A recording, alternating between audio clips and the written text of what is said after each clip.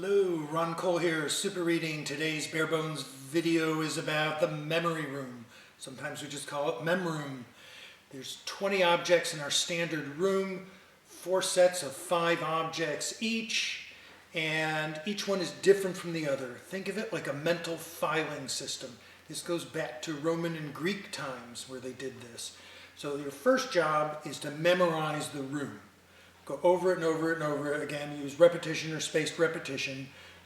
We also have an online flashcard system that you can use. Once you think you know them and you know their number, where they are in the room, then you can use the flashcard system. So mountains is number 5, dogs number 16, the piano's number 10, the plant's number 9, and so forth. It will pop up the picture on the screen, and then you say the number. You got 3 seconds to say the number.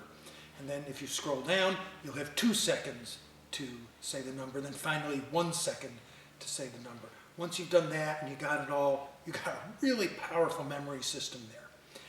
What are the keys to the mem room? Number 1, exaggeration. You want to make a scene, like a little cartoon in your mind, that exaggerates some part of what you're trying to remember. So whatever you're trying to remember might be a fact, like the longest river in the world is the Nile.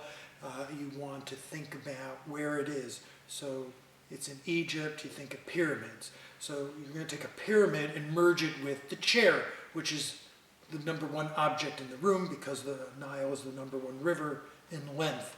And you have a pyramid fall down, smash the chair, something like that, which brings us to interaction. You want, whatever you're doing, whatever you're creating in your mind, you want to have interaction. It's much stronger to have a pyramid, for instance, fall on the chair and smash it, than to just tell yourself there's a pyramid sitting on the chair. Oh, you'll put your brain to sleep. But you want to wake yourself up. Okay? And that brings us to the third element, self-talk.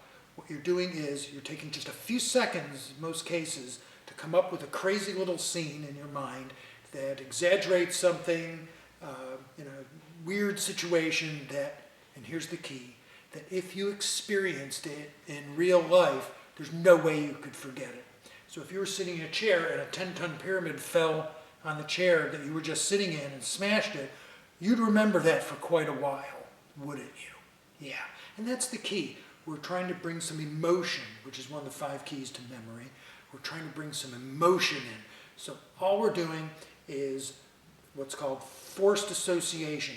We're associating, in this case, like a pyramid with something we already have in our head, which is the chair. That's our anchor. And we merge the 2 together to remind us of the longest river, which is the Nile.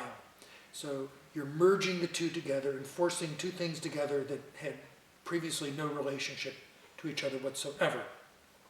And that's, again, the key, is that you have the room solidly in your head and you're using your creativity and your imagination to create a scene that if it happened to you, you'd always remember it. And then remembering things becomes simple, easy, and powerful. So read up on the room. There's not that much more to say about it, but I would suggest you go read off the website some of the nuances of that. And you can create your own rooms. We got advice on that. We got several rooms. And the journey, which is just like the room, except it's outside. And you take a journey from your door to wherever, or from one place to another. Okay? Memory room, very powerful. It's one of the 3 things people absolutely love about super reading. They love pointing, they love previewing, and the memory tools. Thank you.